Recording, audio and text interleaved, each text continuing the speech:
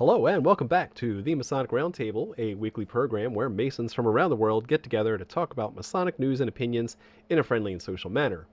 As a reminder, the thoughts and opinions expressed here are solely the opinions of the participants and do not represent any Grand Lodge statements or positions. Make sure you keep your conversations open for the public and on the level. To interact with us, we love chatting with you every week, so hop on over to our Facebook feed, hello and good evening to Facebook, or onto the YouTube feed, salutations. You know me. My name is John Ruark, and I'm a past master of the Patriot Lodge in Fairfax, Virginia. That's that. Patriot Lodge number 1957, Fairfax, Virginia. Happy to be here. Let's head over to our next guest, which is guest host. Who's this guy? Jason Richards. Good evening. Good evening, John. Hey, everybody. Jason Richards here, past master, Vacation Lodge number 16 in Clifton, Virginia, and member of the Colonial Lodge number 1821 in Washington, D.C. Awesome. And hopefully by next month, member of another lodge, but I won't jinx it, so that's right. Just have to wait and see. Leave us in suspense. Yep. All right, next up, Joe Martinez. Good evening. Hello. Bobbing and weaving. Joe Martinez. Let's see, what lodge am I from this week? I am from Internet Lodge number 9659 of the United Grand Lodge of England. Happy to be here.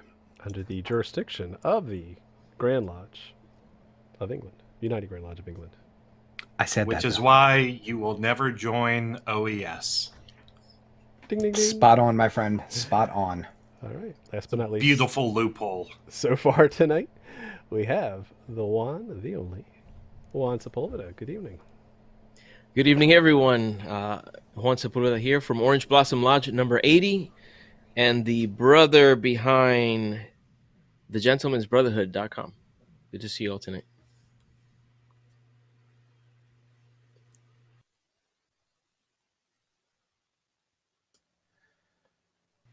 Can I just say, at the outset of this episode, how amazing it is that the four of us color coordinated our ensembles. Look at that. We got a uniform and everything. You guys If are you all in look under your t-shirts. chairs. This was literally the first time I wore a collar, and everybody else was wearing collars and buttons, and I was like, I'm going to spruce it up tonight, and you guys look like schlubs. So, Joke's on Joe. Joe, this is how you know you're trying too hard. I always try too hard. Quick, You're going to quick need to go tone around. it down. You're going to need to tone it down before Juan leaves the show. Yes. How come you all went with t-shirts? I'll go first. My Taino waterfall is in full effect. So There's no taming it. My Memento Mori special, so. nice. I'm actually wearing my long sleeve company t-shirt. Who are not a sponsor of the show, and therefore will remain below Who the fold. we're not going to talk about yet. Oh my God, no.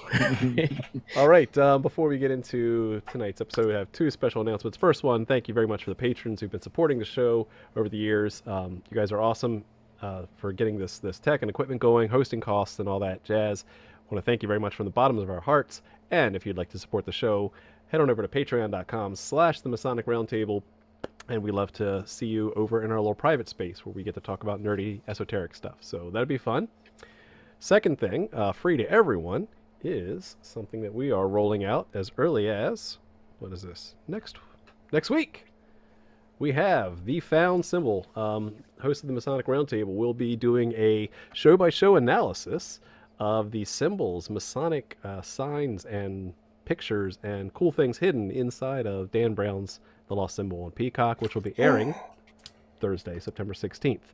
So the day of the show, the day the episode comes out, there will be a probably 10-part miniseries or so. So every Thursday, coincidentally, with TMR, we'll also have a separate show. So the way you can find that out, tune in at 10:45 p.m. Eastern. We usually go till about 10:30 Eastern, live every week. We will do another live episode right after TMR, 15 minutes or so, to let us get everything switched over. And we'd love to see you there, so you too can nerd out on all the hidden secrets found in the Lost Symbol. I'm excited. I'm super excited about that. I am too. For all those complaining about it's late, listen, 90% of you are just going to work in your underwear and your jammies, so I don't want to hear it. So You're going to binge can be there. TikTok anyway. You might as well just join Correct. us. Yeah, Yep. Business up top, draws on the bottom. that's right. That's why It's Joe the best thing about virtual masonry. That's why Come Joe on. buttoned up Indeed. I I won't be He's standing actually up. going commando. tonight. Yeah. There's a mental image I didn't need. Okay, let's get into tonight's topic before we lose everyone. Tonight's topic is Let's thank our patrons. we did because they're awesome. Well, we should thank them again. Thank you very much. You guys are awesome. Gracias. Okay, tonight's topic. Is Grand Lodges. So we've talked a little bit about the history of various Grand Lodges, our own Mother Grand Lodges, for example, and how they were formed and all that. But now we're going to get more onto the administrative side and really deconstruct what are the rules, the regulations, how they operate within themselves, how they operate with other Grand Lodges and appendant bodies. So tonight we're going to explore the mechanics behind this whole unique system that we have that governs all of the Masons inside of a territory or jurisdiction. So why don't Juan, why don't you kind of give us just a 10,000-foot view of like what is a Grand Lodge or a Grand Line and what do they do? 10,000-foot view. Sure. If you think about the individual Mason, that's the person or that's part of the community, right? Then you have some type of organization for a local group of them, and that's your lodge. That would be the equivalent of having let's say a governor or no, a mayor. And then you have a Grand Lodge. Here in the States, every state has its own Grand Lodge. So that would be the equivalent of having a governor or the office of the governor. So It's a governing body or a board of directors, essentially. Yep, that's a good explanation. So the purpose of it, of course, is to create some sort of synchronicity among all the members of that community. In other countries, there are Grand Lodges that are over an entire country, and also appendant bodies have Grand Lodges or Grand offices or whatever you want to call that, grand encampments and the like. And their job is to also, in a harmonious way, try to keep everything functioning in a standard, homogeneous kind of way. So that would be, I think, a high-level explanation of what a Grand Lodge is. Right. So it's the administrative overhead. It's the high-level one. Joe? Oh, Yeah, no, I think if I don't mind, if you don't mind, there's one thing that I missed on that. Oh yeah. In the allegory or the analogy with the government is that, in theory, it's intended to do things that the local government perhaps doesn't have the resources to do. So some of the larger projects, if you think about our government, you have the governor perhaps or the president in this country. Those three branches of government at that level, they handle some of the things that the local states perhaps can't do on their own or need some help in doing. Right. Just remember, kids, per capita is theft. taxation. I want that on a T-shirt. Someone make that right now. Go ahead, Joe. Zazzle. No, I was just gonna. I think Juan touched on it beautifully. I think the one big thing that Grand Lodges do, whether it's at a state level, and we'll talk about why we don't have one here in the United States, a national level Grand Lodge, and why some countries have, like Juan said, some entire countries have Grand Lodges, but some break it up by districts or by provinces, things like that. So it's sort of akin to how they do things here in the United States. But the big thing with a grand body for Masonry has to do with sovereignty, right? That they're basically saying that they are allowed to make Masons or make members of appendant bodies in that jurisdiction and in that jurisdiction alone. And sorry. Let's break that down because you loaded two terms. You loaded in the term sovereignty and jurisdiction. Let's deconstruct that for those who aren't familiar. What is sovereignty? So I think I covered that one, unless I missed some tidbits. So sovereignty is the ability to make Masons within a jurisdiction. The United States is unique because we don't have a single Grand Lodge per state, right? We have our Prince Hall Brethren. That's what I was hoping to elaborate on, is that sovereignty isn't Yeah. just making Masons per state. It's that they are responsible for all the activities within an area. Okay, and so that means And the people in that area. Exactly. And Yeah. so what that means And that is area is the jurisdiction. right. So we call the area of which that person has control, or that Grand Lodge has control over, a jurisdiction. So when you hear us use jurisdiction, it's just the geographic area that is in the bounds of their control or their authority. Sovereignty Now, does also mean that it does have the ability to make decisions on their own. Right. Now it is important to note that, we're not talking about like irregular and clandestine Grand Lodges, which are usually relatively small, confined to even part of a city in some cases. Between because 3rd and 4th Street. There is something to be said about Freemasonry being essentially the United Nations, and how you're legitimate is who you recognize and who recognizes you in return.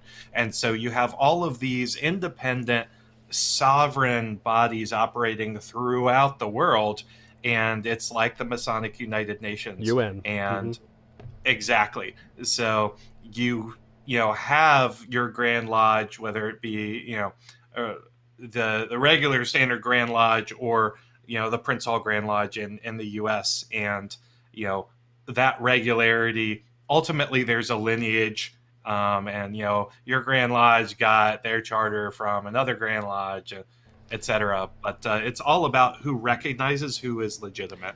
Right. So let's talk a little bit about the jurisdiction. So in the United States, it's pretty easy to find out where jurisdictional lines are, or the regional lines. In the United States, it's pretty easy. It's usually done by the state level. And the reason is, although Freemasonry predates the founding of the United States of America, it kind of got its Grand Lodge starts about the same time as the colonies and the Revolution. So it was just easy to say, we were forming a state, great, we're going to form our Masonry within this boundary as well. And so that has evolved where every state now has its jurisdictional lines kind of that way. So when you are in Virginia, for example, you are under the auspices of the Grand Lodge of Virginia and all the Masons in Virginia. I wanted to mention also, when you talk about sovereignty, another way to visualize it, imagine in my state of Florida, if all of a sudden there's a little inlet and they create some a wall there, and they declare, okay, this is the new country of Severland. Okay, within this territory, you can't put a flag and establish it as belonging to any other country. You can't establish your own country within, or your own state within the state. The state of Florida has the authority to control all the resources, all the efforts, all the response, everything that is associated with keeping the populace healthy, thriving. It's the responsibility of the state. So with jurisdictions like this, if, for example, we have the Grand Lodge of Florida, Free and Accepted Masons of Florida. Now, there are other groups that have claimed to be Masons, and they have basically put their flags down in Florida. And I'm not talking about the Prince Hall Grand Lodge. There is one recognized Prince Hall Grand Lodge in Florida, so they're concordant, so they work together. Mm-hmm.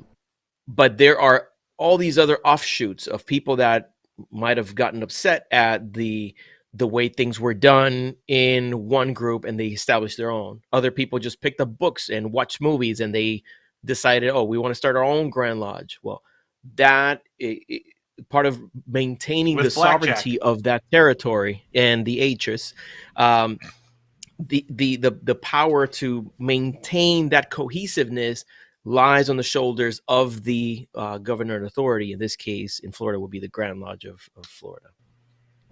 So Hopefully we that already You found know, one Juan, violation of the rule already. We said that the authority is under one state, unless there's two Grand Lodges in one state.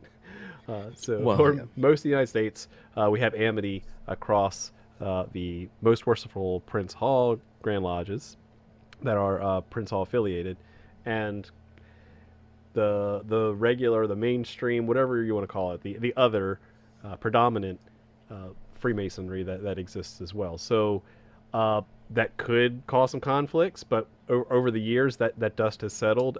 There's still, of course, recognition that has to be worked out, but for the most part, they all play nice. honestly, these days we see more. And I hate the term, mainstream, but we see more mainstream Grand Lodges withdrawing recognition and fighting than we do, I think, between mainstream Grand Lodges in the U.S. and Prince Hall.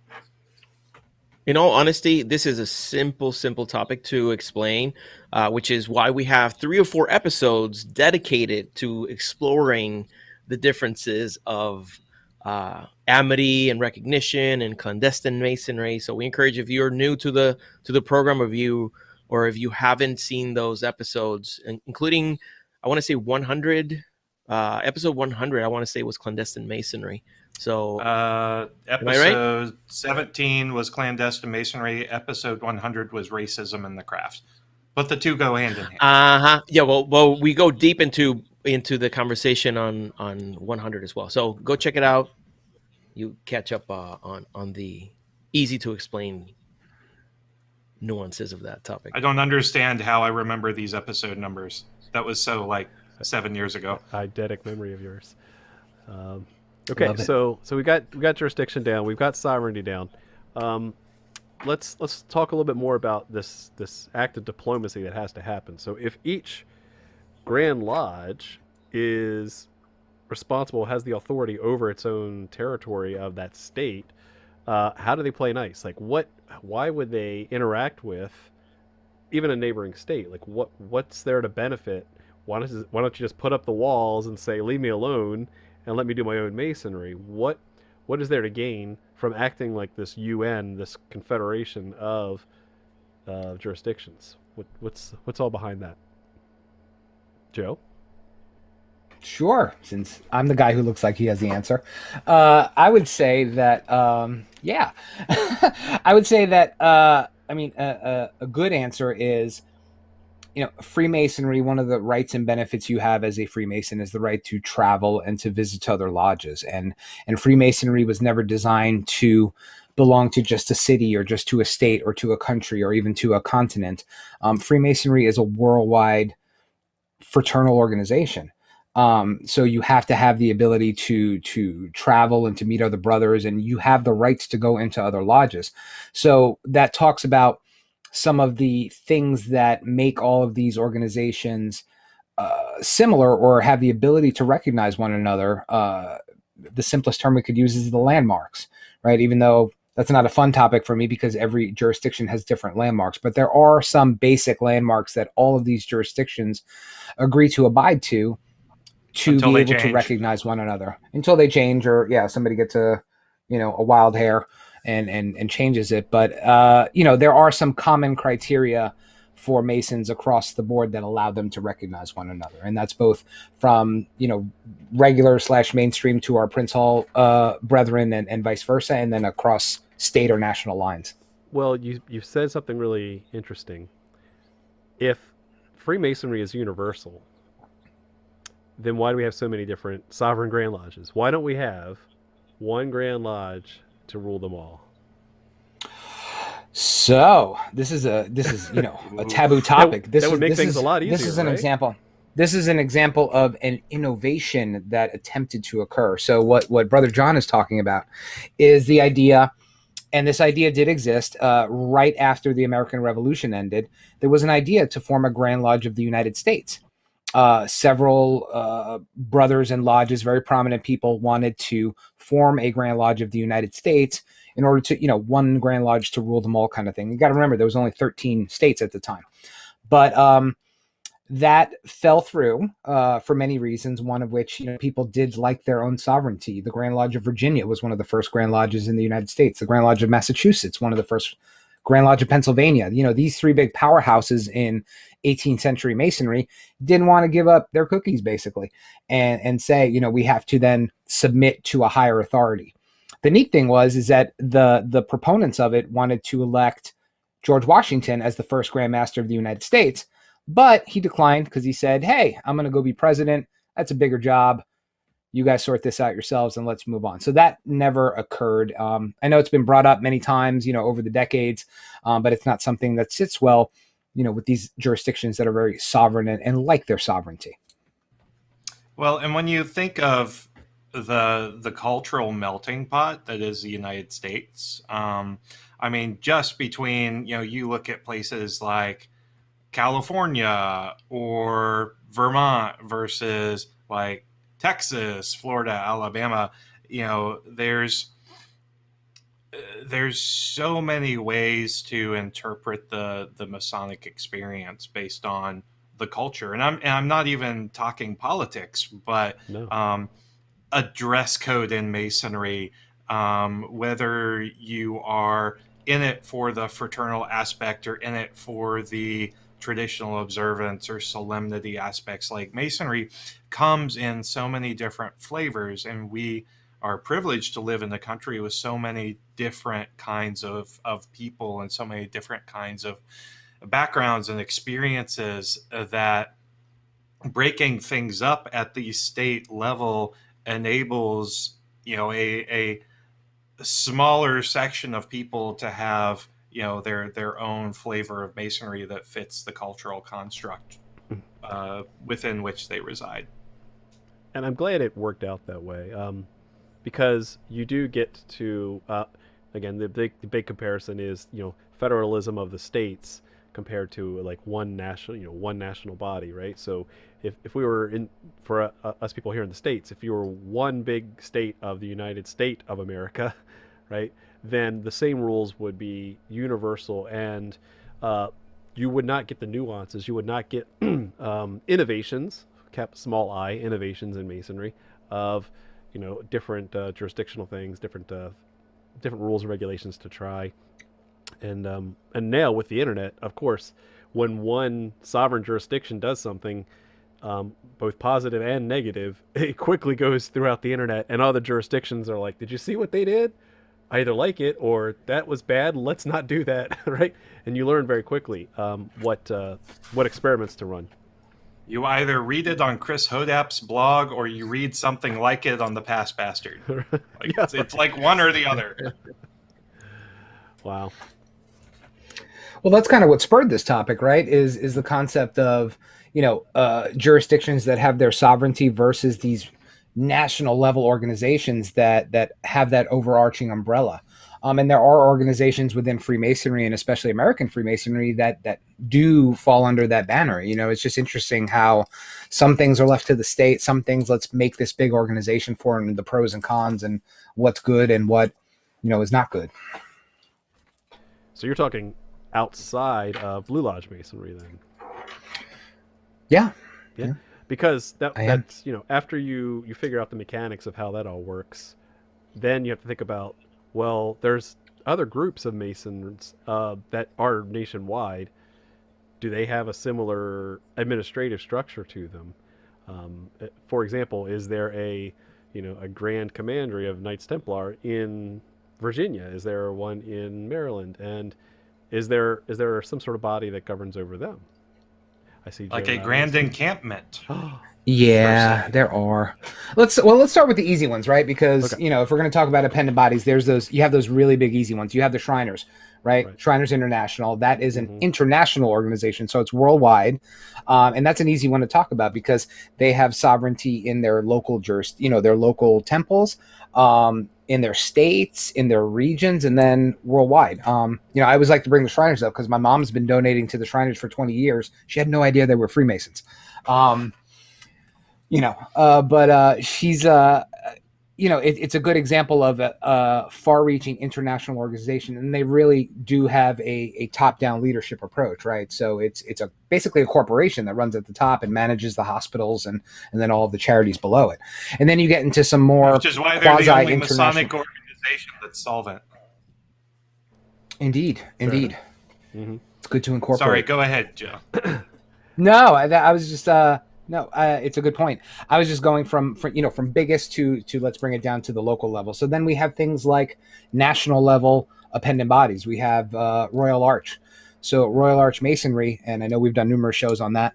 Royal Arch Masonry is sovereign at the state level for most places, but here in the United States, we have something called the General Grand Chapter of Royal Arch Masons. And I did some research before we did this. 40 out of the 50 states are members of this General Grand Chapter. There are 10 states that are not members. Everybody recognizes each other. We all get along. Virginia is actually not a member of the General Grand Chapter of Royal Arch Masons, but we can still go to their parties. We can drink their drinks and, dance with their ladies. So that's one organization. I'm going to save the best one for last and let somebody else. Yeah. Perfect. Allied That's a Masonic perfect one. degrees. Yeah. Yeah, so it's, you have individual councils made up to 27 members. You can have as many councils as you want in a, given jurisdiction, but at the state level, you've got the, you've got the, the state jurisdiction, and then you have the Grand Council of, Allied Masonic degrees. And So I'm blanking on what the state body is. But one pattern I found interesting here is that you have state level ones, but you also have a national level ones where you don't have that in Blue Lodge Masonry. We do not have a Grand Lodge of the United States for Blue Lodge Masonry, but yet it's not uncommon to see something equivalent to that in appendant bodies or other Masonic bodies. Or even in other countries. Yes, absolutely. Mm-hmm. Yeah, to Jason's point, AMD, there's a Grand Council of the United States of America, but then there's also Grand Councils in the UK and things like that. So they're not super international, but it's one of those that has basically a national level footprint, and then everything gets done at the local council level. There's no in between, right? You're waiting for me to bring it up, so I'll just bring it up. Then you have another national level. What Joe said, not what I said, because I was wrong. Then we have another type. So another example is the General Grand Council of Cryptic Masonry. So they're basically the same thing as Royal Arch Masons, where they have this national level general body, and then states can decide to be a part of it or not. You just pay extra per capita. So I guess that's what you do. You pay extra per capita. You get. Except Virginia. Except in Virginia, where we go like this. Well, we don't even have a cryptic council, so so we save a lot of money. We do not, but technically we kind of do. It's just all of the cryptic degrees are conferred by the chapter. Chapter has the ability. That's why we got kicked out of those. That's why we're one of the 10 that didn't get invited to the party. Yeah. We're not at the party. That's right. And then we have other types of organizations, and somebody mentioned it before, Knights Templar. They have sovereign state level jurisdictions. We have the Grand Commandery of Virginia, the Grand Commandery of Florida, the Grand Commandery of Texas. But then there's also an overarching umbrella national level organization that all of these Grand Commanderies owe allegiance to, essentially, right? Basically, if they're paying dues to it, they're giving up some of their rights to have this overarching organizational structure. So it's kind of weird. It's different than all the other organizations where you basically have your Grand Encampment has this grand line, and then your states have their own grand lines, and they're sovereign. They can do all the commandery stuff that they want at the state level, but then they're beholden to this national level organization. So it's a really interesting dynamic that you basically have two masters that you have to bow to it every time, which is kind of weird. Which that gets into some questions for me. Go ahead, Juan. But that sounds just like the states and DC. So it seems to be some similar dynamics where we have a president and we all have to follow whatever the president says, especially get your vaccines. Cling.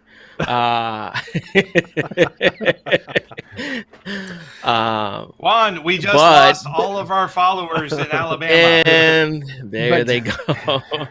But But then we have the states, and the states have a governor that has their own agenda. So Well, to a point, I think. Oh, sorry. Go ahead. Well, just one thing I've always found fascinating is how these other bodies can operate Masonic functions, or you have to be a Mason to join them, while the Grand Master of that jurisdiction has the final say over what the Masons do in that jurisdiction.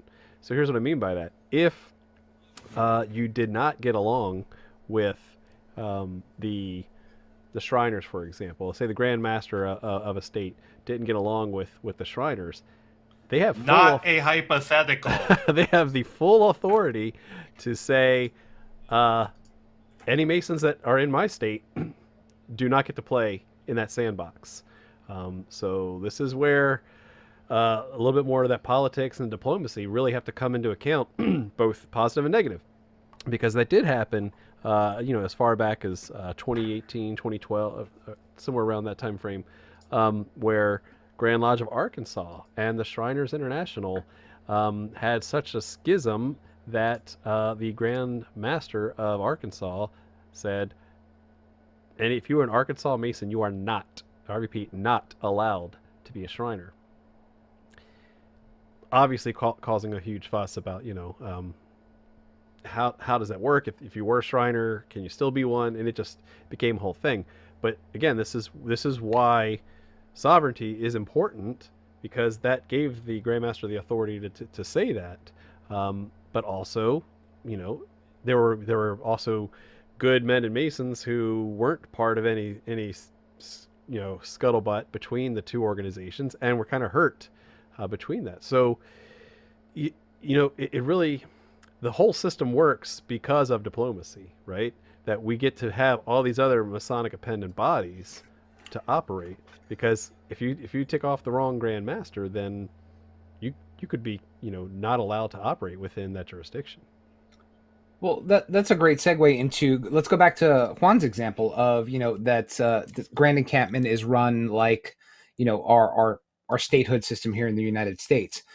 I would agree, except for the fact that the United States, you have laws at the local level, laws at the state level, and laws at the federal level, and sometimes they're not the same, right? I know a great example, driving through DC all the time, are the marijuana laws. The laws for the state or the district or the Commonwealth are different than the federal laws, right? You got to toss it out the window before you cross the state line. Right. Or you can't smoke on federal property, but 95% of the property in the District of Columbia is federal property. So, you got to find that one manhole cover that you're allowed to stand on, right? But I digress. But my point being, this is not the same, right? Because you have the Grand Commanderies and then you have the Grand Encampment. Basically, the Grand Encampment is pushing legislation down for mandate to all of the Grand Commanderies. So it's not like the Grand Commandery of Florida can have their own different flavor of stuff. If you're not doing things the Grand Encampment way, you're wrong, right? So, it's a different level than the federalist system that we're talking about here, because it really is, you have two masters, right? You have your Grand Commander at your state, and then you have the Grand Master of the entire United States, and you're paying taxes to both people.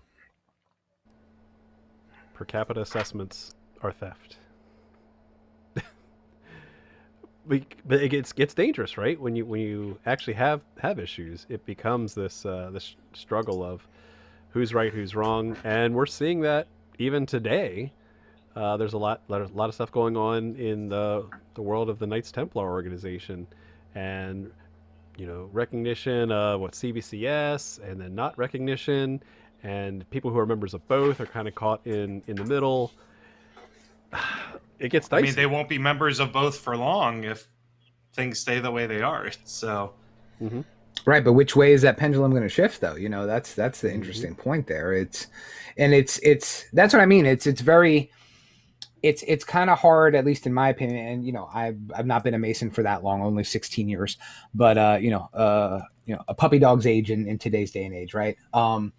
And what I really struggle with is how can an organization survive with choke points at both ends, right? Both locally and from a national level, right? It's very restrictive, whether it's Well, positive or not. It's just a restrictive environment to live under. well then okay, let's take the metaphor to its logical, like, worst case scenario: war. War is a diplomatic problem, right? When countries are at war with each other, there is loss of life, there's loss of resources, there's loss of public trust. I mean, there's just a ton of problems with war, and so you try to avoid war at all times. But war does happen, and so all that, you know, building up this momentum and this infighting, the worst that it can do is actually harm the members at the end of the day. I know that I have been talking, to a couple years ago when there was a lot of debate on whether or not to pull recognition based off of the actions of other sovereign jurisdictions. So, for example, if I don't like the way that you let in a certain type of individual in your jurisdiction, I can pull recognition from your jurisdiction. That was threatened and acted upon by a couple jurisdictions. Well, that only harms people. Well, and it's interesting too, because the onset of the internet really has made these jurisdictions much more connected, and ultimately, regardless of whether or not Grand Lodges, choose to recognize it, much less sovereign than they were. It's public news. Mm-hmm. Yeah, it's increasingly what happens in one grand jurisdiction. Yeah, the entire rest of the world of Masonry, not only hears about it, but also can weigh in on it. And I think some Grand Lodges recognize that, and they put a lot into like public relations and thinking hard about the future of Masonry, and others still kind of hide behind this increasing facade of, sovereignty and, I don't stick my nose into your jurisdiction. Why are you sticking your nose into mine? And the sooner we flip the mindset to Masonry is no longer the secret that it was 30 years ago, we are now very much in the public's eye. There might be podcasts. I don't want to, There might be podcasts. Yeah. Some idiots are going to talk about the new Dan Brown series. Like, yeah. It's a nice secret society we used to have. That's an amazing point you just made. It's I went to DC with a brother, one who's never traveled outside the state. So I thought it was awesome. He came with me. So we went to DC and I did a program at a lodge. I saw some of our TMR friends there. And I did a program on the old charges and Anderson's constitutions. But we had a good 20-minute conversation about Grand Lodges, what their purposes were, why they were formed, things like that. And you really had some puzzled people when I was sitting there telling them, the purpose of Grand Lodge was not to dictate how things were going to go. It was originally set up way back when in 1717 or 21, pick your flavor, to help lodges be able to talk to one another, to converse with one another. And the big thing, to have merriment and drink with one another, right? That was their primary purpose, right? All this other minutia and administration and business, that all came after, right? When people got in the way and started to bureaucratize it, if that's even a word. But, that was the original charge of the Premier Grand Lodge, was to, make holy the feast days and to have much celebrating. That was its first edict. So it's kind of interesting that it's become that huge bureaucracy that it has been today, and it gets compounded when you're part of an organization that's, well, I not only have a mayor, I have a governor, I have a governor's dad who's still in charge even though he's not the governor anymore, and then I have the president here, and all of his advisors who think they're in charge, and they whisper into this guy's ear and tell him what to do, and then I get 25 different laws. So Juan, do you think the bureaucratic administration or overhead has gone too far? In some instances, it may certainly feel so. And I think about this, some of the Federalist Papers come to mind. like part of the reason you wanted to have a representative in the capital was because you wanted someone who was closely in touch with the local populace and understood their strife, understood their difficulties, their challenges, and could go up there and voice their concerns. Now, putting together some sort of structure, some sort of diplomatic mechanism to allow that communication and that understanding to happen is helpful.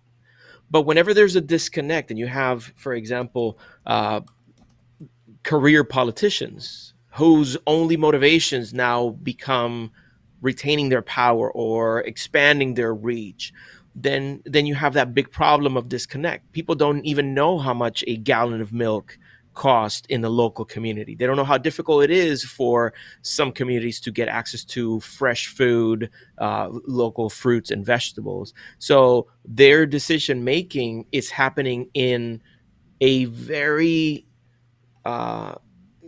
severe disconnect from what the need of the people is. So perhaps examples within some of these grand bodies could be that making decisions for the entirety of the organization without necessarily being in close contact with the local members of these groups and really satisfying their needs. So anytime you have a power structure that puts too much power into that upper echelon, then you start losing control, because all you have is a dynamo of power And surge. I like the way you said that. It's not so much a fear of authority, but it is definitely one of not knowing what the local level needs, right? So the further you are away, the further levels of abstraction you have from the needs of a local lodge, for example, you really can't efficiently. I mean, you can still do it. You can still figure out business rules, processes, yada yada yada. How to vote and bring up resolutions. We've talked about resolutions in a recent episode. That all Floor exists. Yeah, the actual work, the actual ritual. There are ways to manage it, but it becomes, as an organization grows. I said 62 degrees, not 64. It has to add in more rules to be stable, right? To be repeatable, and that really starts to get away from the heart of what Masonry is all about, right? It's to be good, to take good men and make them better, not to make sure that they adhere to section 4.2.7 of the Methodical Digest only on Saturdays, except when there's a full moon and Virgo is aligned with Saturn. And Mercury's in retrograde. Yes! There you go. Jinx! Get out of my head, Joe. I thought I heard you say making good men better. I didn't. Making good men bitter? Yeah, that's what it was. But yeah, I think John and Juan, the two J's, crap, we're all J's. You two guys over here hit the nail on the head. It's not this one. Well, you always hit the nail on the head, but I have to prop up Juan because he's sad because he's leaving. But leaving. It's really is. You already said something. You can stay if you want. Yeah, you can. We'll keep your seat warm for you. He's thinking about it. We'll just get a cardboard cutout like they do at the baseball games. It's Juan. Yes. He didn't dye his grays today. Oh, look at that. Anywho, it really is. You're absolutely 1,000% right. It's the how far separated you are from the local things that happen. It kind of detaches you from reality, and you end up getting into the bureaucracy and not the actual doing the masonry, right? And that brings me back, John, to what you said earlier. You like having things at a state level here in the United States. I think it works too, because I think a state is just enough of a good population size, and it doesn't get too weird from region to region, right? Everything is kind of sort of the same, and you have a good healthy mix of different perspectives to give you a good color for moving forward. Yeah, I think anything larger is bad. It's a numbers game. There's under 1 million mainstream Masons in the United States right now, And yet, even let's just say the Grand Lodge of Virginia, since I was on the membership committee, there's only about 30,000 members. So 30,000 is manageable, right? It's not a million. That they become literally a number, or you become one in a million Masons. But when you're much more lower level, you can actually get a feel. You can kind of see what works year by year. We already have people voting you back in, Juan, to stick around. I saw that. I appreciate the love. Yeah, for those who don't know, because I know on the last episode, I think I might have said it too pretty, and some people didn't get it.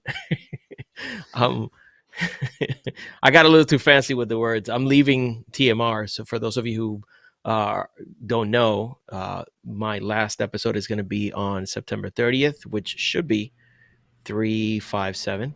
Oh, so yeah. Should be. Yeah, it's I can't stay any longer because it's going to wreck my numerology. It's 7 years and 357 episodes. I have to leave on that window, or I miss it. But I love you all. And again, I want to make sure that I reiterate, Joe, I love you, brother. And I am super happy that you are a member of the Masonic Roundtable. My departure, coinciding with your arrival, is a pure coincidence. I just want everybody to understand that I just have to pursue more time with my business, thegentleman'sbrotherhood.com, and that's it. Mercury Which will be Joe is not a part of. I am not a part of that business. Right. I am a patron of Juan's many businesses, but I am no way a member or a proprietor. But I love doing business with Juan, and just so everybody knows, there was nothing in the contract, that I signed to join TMR that said that there had to be a quota on the number of Latino brothers. So we're good. Okay. Oh, wow. I promise that there is a quota of one Great Dane. There will always be one. So Maximum. I invite everyone to get a Great Dane. It's the most fun dog in the world, let me tell you. Hey, we should get back on topic. Back on yeah. What are we talking about? So we've I think covered. we were talking about the Grand Encampment. We're talking about power and war and shots Bureaucracy. fired. Yeah, I mean, that got heavy pretty quick if you think about it. But that all comes with the territory. When you are a sovereign entity, you make your own rules, and it's up to you to play nice with others. And so, it becomes a problem. This is a doozy in this case, right? Because your sovereign territories have ceded that right over to a larger body, right? And then that basically being part of that grand national level body says, I'm giving up my rights and powers so that you can do the management of it, right? So where's the line there? Oh, so you're talking like Grand Commandery of the state having to cede, right? So because power. if you look at, again, we're using Grand Encampment as the example. If Grand Encampment comes out with a rule or an edict or a law, the Grand Commanderies have to follow that. There's no ifs, ands, or buts about it. Let's take the apron, for example, right? So the apron, that came down as, hey, you're allowed to use the apron, but we'll let the Grand Commanderies at each state decide which apron you want and how you want to wear it and what to do with it on Tuesday and all that stuff, right? But there are some edicts that come down that are very cut and dry. It's like, hey, Tuesday will be Purple Day, and that's the end of that, and you don't have any say in the matter. So you've ceded, even though you're sovereign, you've ceded some of your rights by being a part of that larger organization. So, my question stands of where's the line? Well, look at the drug laws in states, right? So they can contradict the federal, Schedule C drug laws. That cannot happen if you are following a system like, the Grand Encampment of the United States, because, you can't create a law if you're subordinate to the other one. So you cannot create a law that contradicts that, right? Even in Blue Lodge Masonry, your bylaws cannot contradict the laws. The Methodical Digest. Exactly. Or the laws of your Grand Lodge. Human raison or whatever else. So, yeah. My graphic is gone. Rats. But yes, so you have to be careful with that. All right. I think that about covers anything else, so we will get right to the final question of tonight. And the final question for tonight's episode is, if you were grand omnipotent purveyor of the day, I'm making up a new position, how would you, if any, restructure or change the Grand Lodge or Grand Body system? Okay, so I'll give you a little bit to think about that. We've talked about all the pros and cons of doing that. And so if you were at the beginning of the day, and Juan's chomping at the bit. Or not Juan. Go ahead, Juan. The other Juan. The other Juan. A different one. A Spanish expression comes to mind. Nadie sabe lo que hay en el caldero, nada más que el que lo menea. So nobody knows what's in the pot except for he who stirs it. And I say that because it would be presumptuous of me to say, oh, this is what I would change in the Grand Lodge or something like that. I'm not saying that it would be presumptuous to hear your opinion, because you guys may have more experience with grand bodies. Some of you have been members of the grand mix. So, but I think I hold a more, I don't know, I want to say it's not just diplomatic. It's like, I want to know more about how it all works on the inside, because I can understand there has to be some sort of order. There has to be some sort of hierarchy that helps keep the drum beat, so that there's consistency within the craft and within the different bodies. So I understand that the intention is pure. The execution, however, just like you see in political bodies, like we've been discussing from the beginning, may not be as ideal. Whenever it comes to executing some of those intents, some of it may be lost in the translation. So it almost sounds like a cop-out, but I wish I knew a little bit more of what really happens within the committees and within the meetings and within that whole very political process of climbing that ladder. So I'll have to leave it at that. But I am very thankful to see there's been a lot of activity in the YouTube chat. I do appreciate the nice messages. I am, of course, I'm sad that I'm closing this chapter with the Masonic Roundtable, but I'm very excited because of all the opportunities that have presented themselves and the structure that the Gentleman's Brotherhood is taking. For those of you who don't know, the Gentleman's Brotherhood is not a Masonic anything. This is just a company designed to help men in their progress to become a better man today. I am very practical, very pragmatic, as you know, with the application of lessons into one's life, and this is the fruit of that desire. If you want to know more, I definitely invite you to go check out thegentleman'sbrotherhood.com or thegentsbro.com. And lastly, I also have a Patreon account dedicated to my efforts with the Winding Stairs and with the Gentleman's Brotherhood. So if you love what I do and you want to say thank you by supporting physically, you'll get access to all the perks that I offer in there. So just go to patreon.com/Juan Sepulveda, and I'll be eternally grateful. Thank you, brothers. Excellent. All right, Jason, what would you change, if any? So there's my immediate knee-jerk reaction, and there's my more reserved, thoughtful reaction. Immediate reaction is that I would immediately promote universal recognition between mainstream and Prince Hall in every jurisdiction in the United States. That's my gut reaction. The knocking down barriers between Prince Hall and mainstream brothers was a key thing that I tried to do in my year in the East. It's something that I'm very passionate about. As a man and a Mason, I think racial reconciliation is something that we desperately need more of today. And so that's my gut reaction. The problem is, as Juan alluded to, the execution of that. I think that the Prince Hall Grand Lodge system, much like the mainstream Grand Lodge system, has a beautiful, just gorgeous history and culture that deserves to be preserved.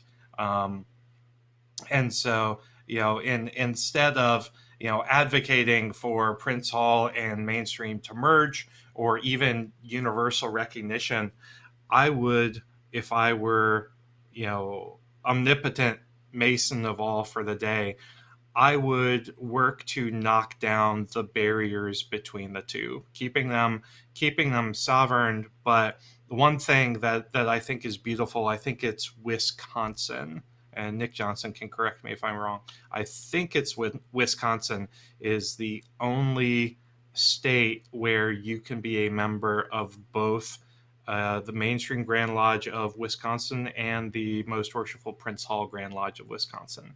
And I think having more states where interact where you could be a dual member, both in Prince Hall and the mainstream Grand Lodge system, just think about how much it would open an ordinary Mason's eyes on either side to a whole new brand of Masonry. And I think that experience is a beautiful thing. I think it's our duty as Masons to travel to different Masonic experiences and different jurisdictions to get out of our provincial Masonry and make sure that we are understanding of the different flavors and the different types of Masonry that are out there today. And we have an appreciation for the beauty of Masonry, which is a myriad of different experiences, end goals, cultures, all bound together by the same initiatic experience with the same motto to take good men and just make them better. You're getting lots of head nods here, lots of thumbs up in the chat. So kudos to you and that. So I support you when you become Grand Ruler of the universe in all your Masonic endeavors. All right. I will get expelled before that happens. It's all right. We'll start one of those weird clandy ones that everybody go. talks about. Yes, pyramid scheme. So that was a fantastic answer, Jason. I don't think I can top that. But if I was the grand omnipotent poobah of the universe for a day, I would take a very American approach to it and basically say we live in an information age where information is at our fingertips. It's all near real time. Our lives run on that. So I don't think that you need the bureaucracy that we have nowadays. So if you do have let's keep it in the United States, if you have a state level organization, that's good enough, I think. I don't think you need, the overarching bureaucracy of the national level things if you already have state level things that are doing their thing and doing things correctly for their own jurisdiction, for their constituents, for their people. So, I'd be very George Washington about it and say, give the power back to the states and let them do their thing and save yourself the $6 and do something better with it. Get a cup of Starbucks like Juan likes to do. But, it's, the phrase that comes out in my mind when we talk about things like this is that power tends to corrupt and absolute power corrupts absolutely. And I don't think that anybody is immune to that. Whether you're a Mason or a devil worshiper or a businessman, that is a very true axiom in life. And I think the more power people have, the less in touch they are with the people that they're supposed to steward. So if I was the Grand Poobah for a day, give the power back to the people, let them make their own decisions. We trust them enough to take their money, so we should trust them enough to make wise decisions with it. So that's me. But we don't trust them to have a drink at Lodge because that would be bad. Boo. Except in New Jersey. You guys are awesome. All right, let's see. So if I were Grand Poobah for the day, I'm going to take it one step beyond what Joe said, and I'm going to say that, and I've said this before in other kind of the leaning out Masonry episodes, like I think there should be more experimentation, especially because of our decline in membership, right? We've only got a few decades left of this great fraternity, and so now is the time to remove barriers to innovation. You see this happening already in things like the Grand Lodge of California, where they say it's only 3 steps to form a new lodge. Right? I mean, 3 steps. It's basically get the right number of people, pick a location, submit your application, go. and it should be that easy to innovate, to try something new within, you know, the landmarks, yada yada yada, right? I'm not saying break the tradition. I am saying that for everything else, well, we should be experimenting more to find out what works, because as Joe said, word will get around pretty quickly if it's a dumb idea, and we can scrap that and try something different.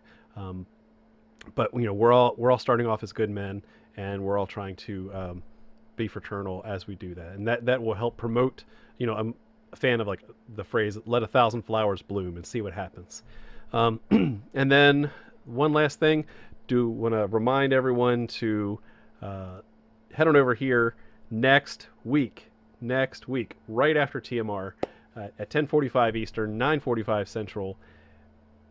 Check out our play-by-play of Dan Brown's Lost Symbol miniseries. We're going to go have a lot of fun, similar but different format, and we're going to really be, you know, trying to go through this journey. And if you haven't read the book yet, you have 1 week, because there's some really good stuff, and the teaser trailers already align very closely with the book. So maybe we'll dig even into both. So that'll be fun. Look forward to seeing you there. And with that, I want to thank you all very much for watching, and keep searching for more light. Have a good night.